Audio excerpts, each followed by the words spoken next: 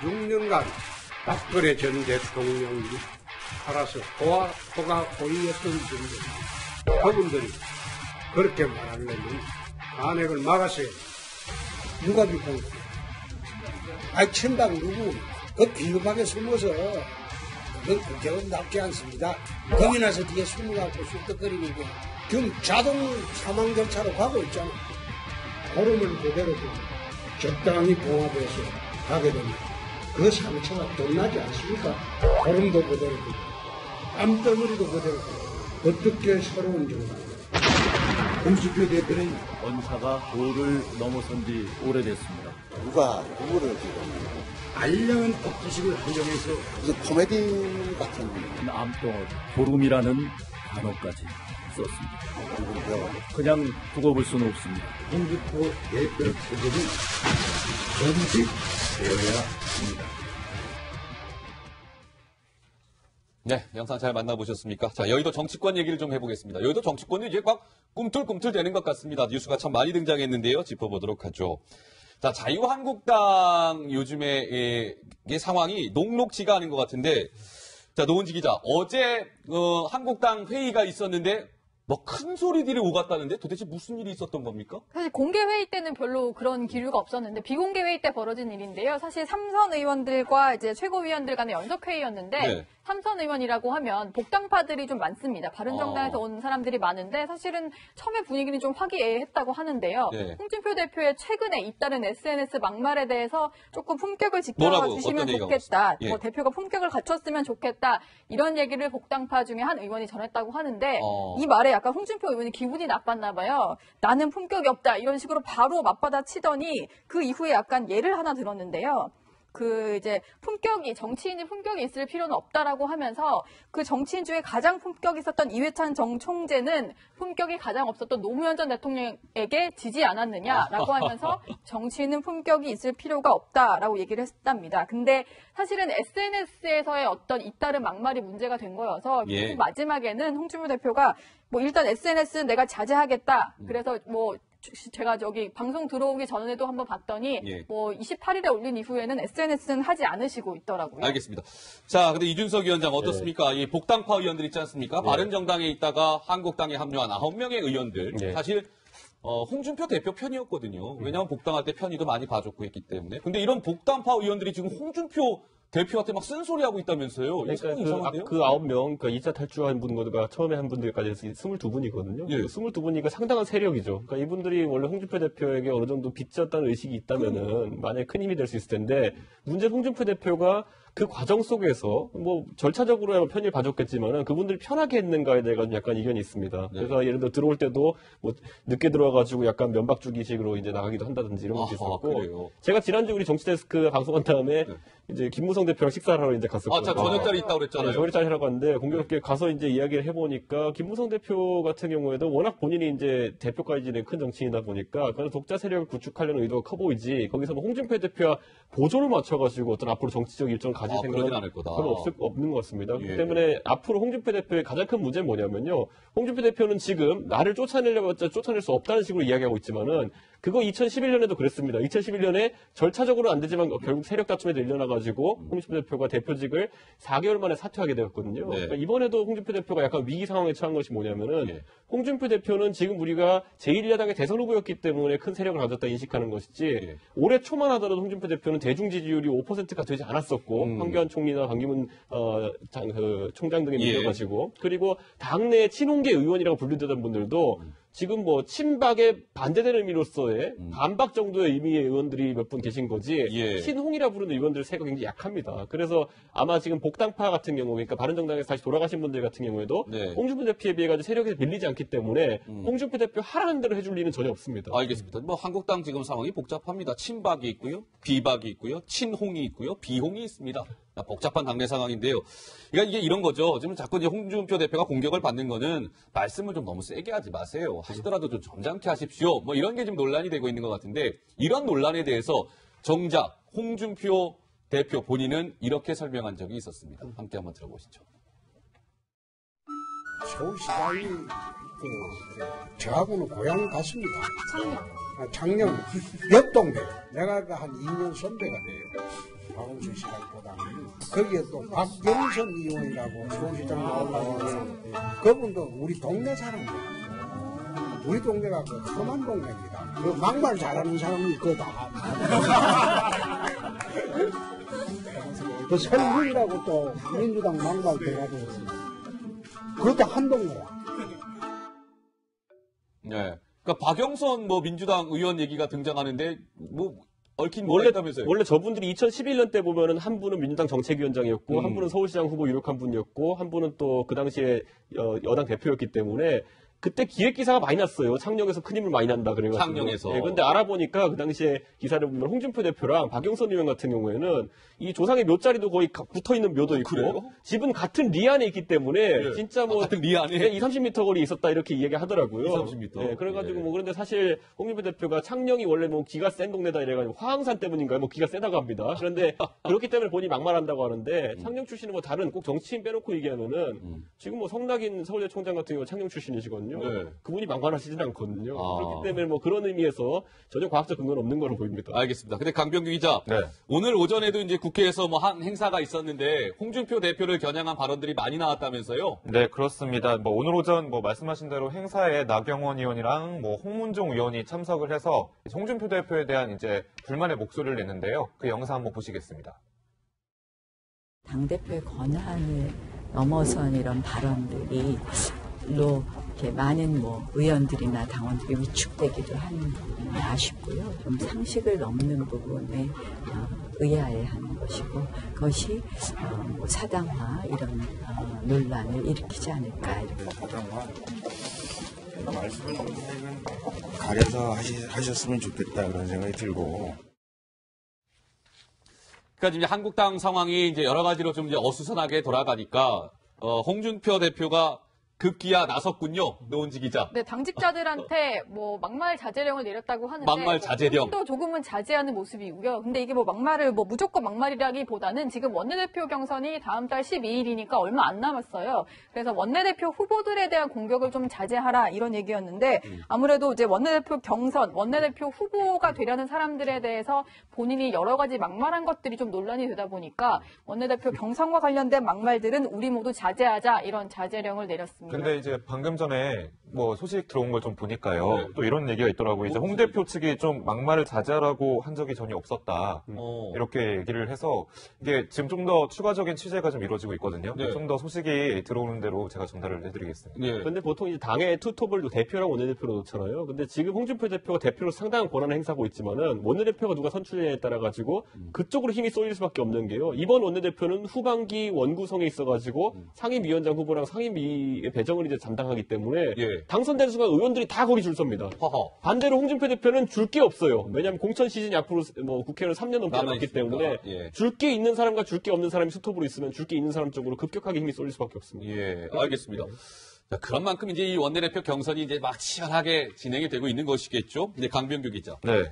한선교 한국당 의원과 장제원 한국당 의원이 얼마 전에 두 사람이 약간 좀 이렇게 뭐라 그럴까 안 좋은 관계가 있었잖아요. 네. 그거 좀 설명 좀 해주실까요? 예, 그렇습니다. 일단 네. 뭐 어제 장제원 의원이 SNS에 한선교 의원을 좀 겨냥해서 이렇게 얘기를 뭐 올렸습니다.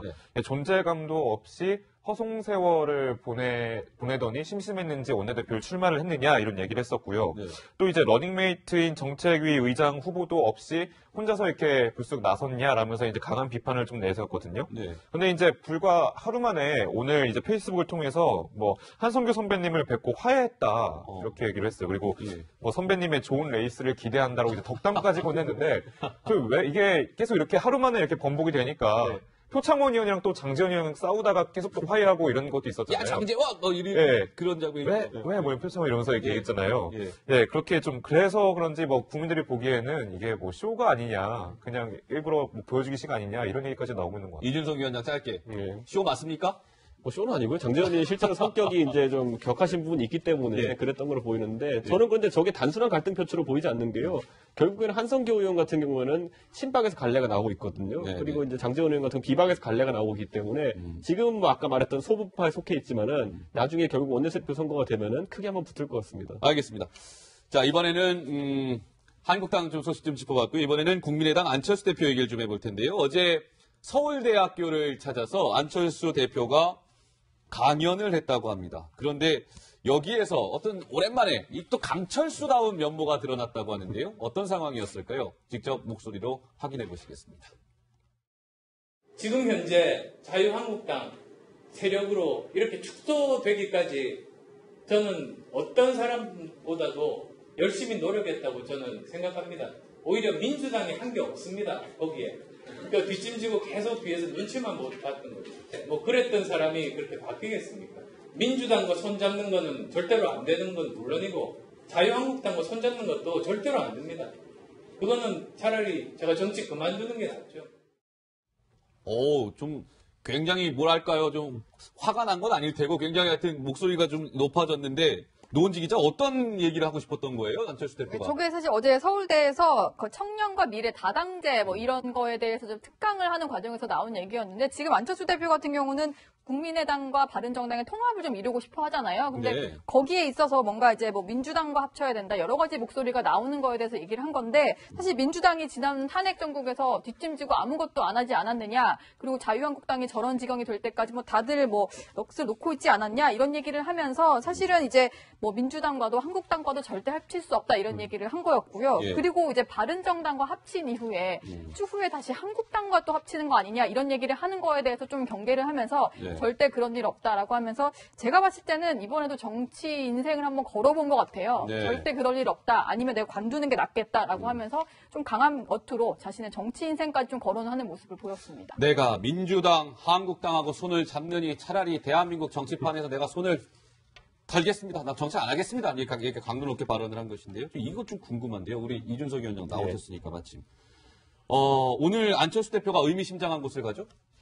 대구에 갑니다. 대구. 그렇죠, 예. 대구 가서 이제 당원들하고 간담회를 하는데 결국에는 이제 국민의당과 이 바른정당의 뭐 연대든 뭐 통합이든 이게 지금 화두 아니겠습니까? 그렇죠. 실제로 이거 좀 진척이 되고 있습니까? 어때요, 실제로? 실제로 예. 이제 정운천 의원과 이현주 의원을 통해 가지고 국민통합포럼이 활동하면서 이런 모임들이 계속 개최되고는 있지만은 아직까지 당 대표들 같은 경우에 지난번 한번 모임에 나오긴 나왔습니다. 네. 안철수 대표랑 유승민 대표가. 근데 아직까지는 좀 정중동 행보를 보이고 있는 것이 왜냐하면 당내 상황들이 각자 정리가 안 된 것이 지금 국민의당도 보면 이번에 초선들끼리 모여가지고 결국에는 좀 이런 반대 움직임을 보이려고 하는 것이고, 전체적으로 지금 당내 문제 해결하지 않은 상황 속에서 양 대표가 만나는 것이 자꾸 원심력을 작용하게 만들기 때문에 좀 이걸 템포를 조절하려고 하는 것 같습니다. 예, 그렇군요. 알겠습니다. 좀 지켜보도록 하죠. 예, 근데 이제 또 안철수 대표, 홍준표 대표, 그리고 제가 한 사람을 더 얘기했었잖아요. 이 사람들 공통점이 있다고. 제가 기억이 나십니까?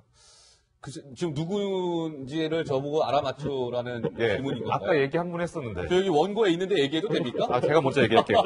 예, 바로 안희정 충남지사인데요. 예. 안희정 충남지사가 문재인 대통령에 대한 이런 발언 때문에 좀 약간 지지자들에게 미움을 사고 있다고 합니다. 그랬군요. 예, 문제 발언 한번 들어보시겠습니다. 문재인 대통령을 지지했던 많은 분들께 저는 부탁을 드리고 싶은 건 이견의 논쟁을 거부하셔야 한대요.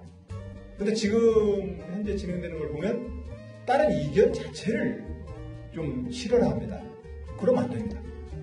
근데 그것을 아예 처음부터 닥치고 따라와는 구조 가겠다라고 하면 그건 잘못된 지지운동이에요. 네, 강병규 기자. 예, 안희정 지사의 이런 훈계 같은 이런 말에 이제 누리꾼들, 그러니까 문재인 대통령 지지자들이 화가 났습니다. 예, 자네나 잘하시게라는 뭐 댓글도 있었고, 안희정이 적폐다 이런 사람도 있었고요. 네. 또 철수 냄새가 난다. 이건 안철수 대표를 빗대서 이렇게 비꼬아서 설명을 한 건데 이게 뭐 일단은 지지자들에게 어느 정도 약간 가르치려는 듯한 그런 뉘앙스가 좀 전해졌기 때문에 이런 좀 거부 반응이 좀 나오는 것 같습니다. 그러니까 시청자 여러분 이런 거죠. 안희정 충남지사가 그제였던가요? 성북구청에서 이제 강연을 했는데 문재인 대통령 지지자들을 향해서 좀 닥치고 따라오라식의 그런 좀 움직임은 합당치 않은 것 같습니다. 잘못된 것 같습니다라고 얘기하자 문재인 대통령 지지자들이 이제 굉장히 화가 난 것인데 이준석 위원장. 예. 근데 그 안희정 기사를 향해서 지금 강병규 기자 얘기했지만 적폐 세력이다, 친일 매국노다, 꼰대다. 뭐 이런 지금 댓글들이 쇄도하고 있다고 하거든요. 이거 어떻게 보세요? 저거요. 되게 안 좋은 현상인 게 뭐냐면요. 저도 예전에 박근혜 대통령 시절에 예를 들어 박근혜 대통령 행보에 대해서 비판적인 이야기를 하게 되면요. 그 당시 이제 박사모 세력에서 엄청 공격받았습니다. 그래가지고 쟤는 알고 봤더니만은 저쪽 진보 세력에서 데리고 오는 아니냐 뭐 이런 식으로 인신공격하기도 하고 여러 가지 있었는데 결국엔 그런 건전한 토론을 막는 그런 문화가 나중에 박근혜 대통령의 일방적인 독단적인 행보들을 이끌어낸 것이고 그게 정권의 실패에 가져온 것이거든요. 그러니까 저는 문재인 대통령 지지자들이라면은 지금 가장 필요한 게 비판적 지지자들일 겁니다.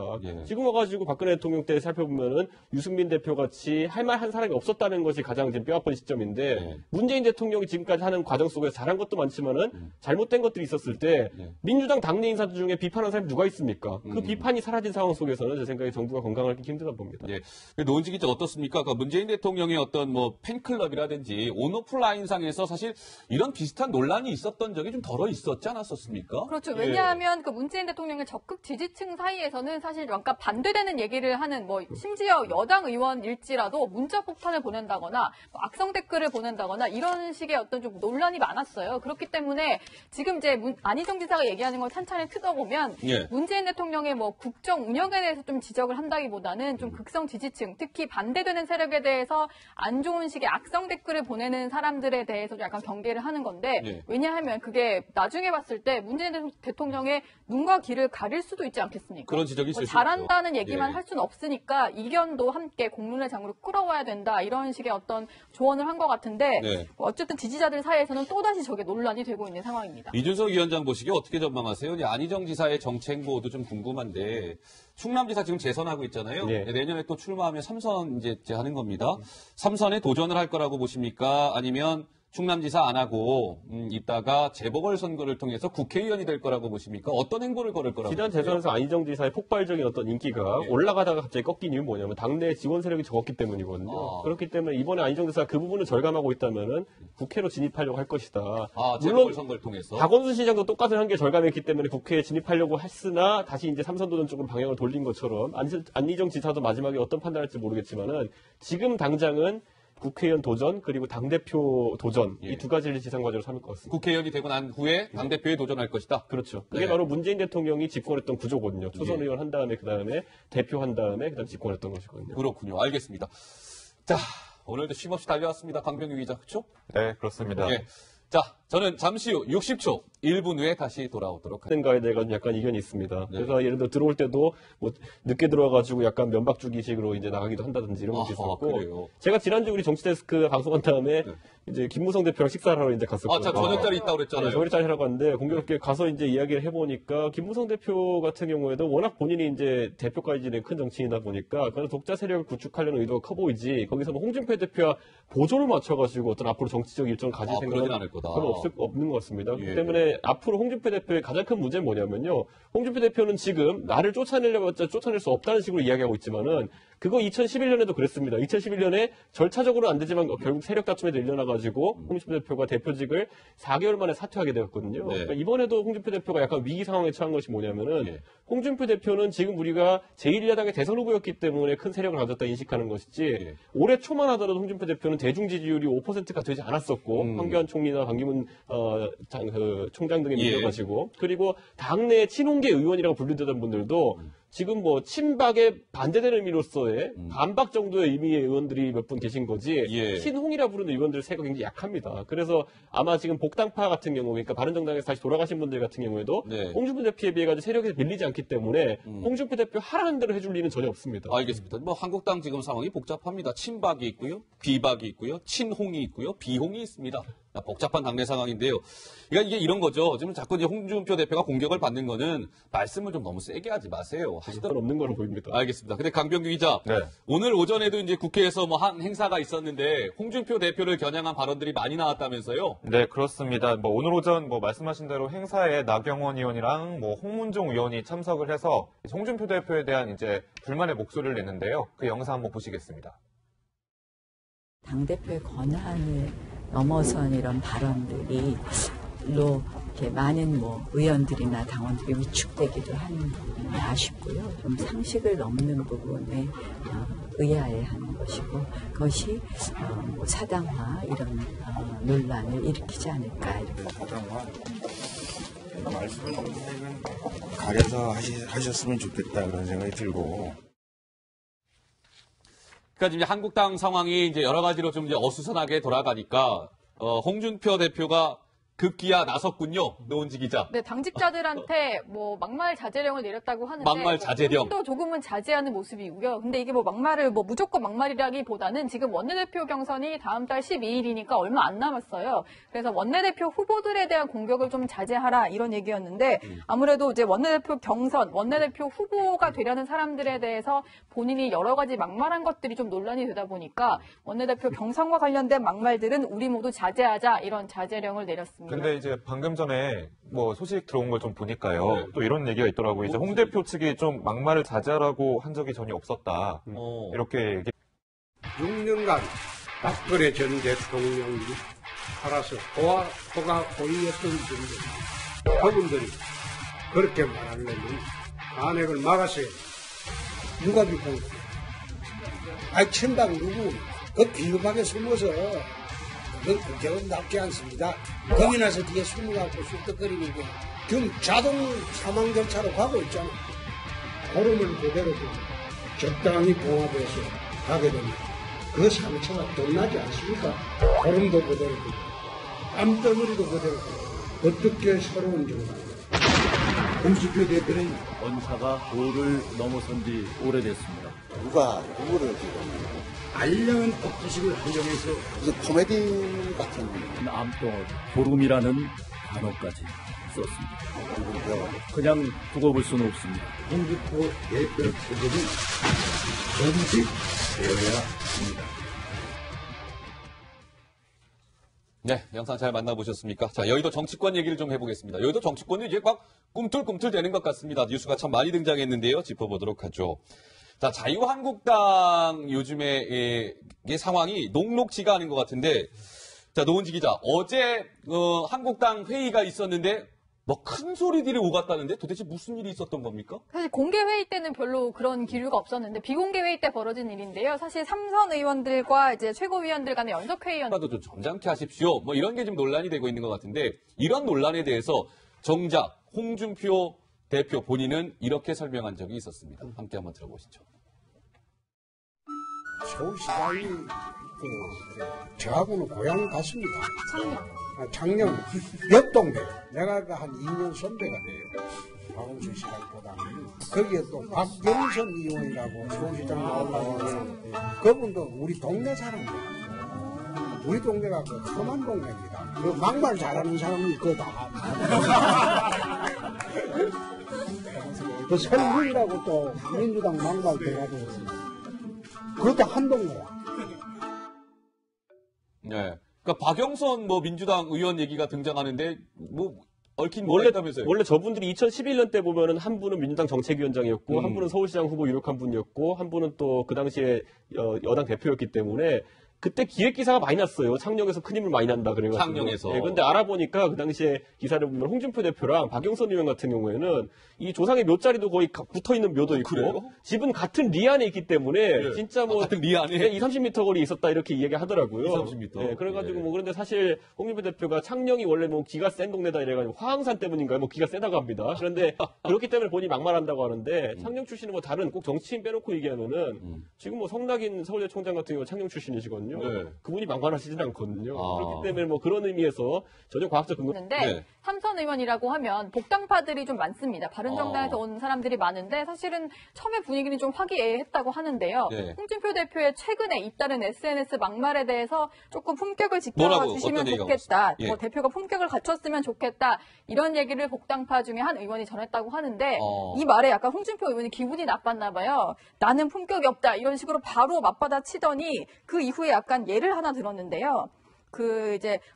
정치인이 품격이 있을 필요는 없다라고 하면서 그 정치인 중에 가장 품격이 있었던 이회찬 정 총재는 품격이 가장 없었던 노무현 전 대통령에게 지지 않았느냐라고 하면서 정치인은 품격이 있을 필요가 없다라고 얘기를 했답니다. 근데 사실은 SNS에서의 어떤 잇따른 막말이 문제가 된 거여서 마지막에는 홍준표 대표가 일단 SNS는 내가 자제하겠다. 그래서 제가 저기 방송 들어오기 전에도 한번 봤더니 예. 뭐 28일에 올린 이후에는 SNS는 하지 않으시고 있더라고요. 알겠습니다. 자, 근데 이준석 위원장 어떻습니까? 이 복당파 의원들 있지 않습니까? 바른정당에 있다가 한국당에 합류한 9명의 의원들. 사실 홍준표 대표 편이었거든요. 왜냐하면 복당할 때 편의도 많이 봐줬고 했기 때문에. 근데 이런 복당파 의원들이 지금 홍준표 대표한테 막 쓴소리하고 있다면서요. 그러니까 이상한데요? 그 9명, 그러니까 2차 탈주한 분과 처음에 한 분들까지 해서 22분이거든요. 예. 22분이니까 상당한 세력이죠. 그러니까 이분들이 원래 홍준표 대표에게 어느 정도 빚졌다는 의식이 있다면은 만약에 큰 힘이 될 수 있을 텐데, 문제 홍준표 대표가 그 과정 속에서 뭐 절차적으로 편의를 봐줬겠지만은 그분들이 편하게 했는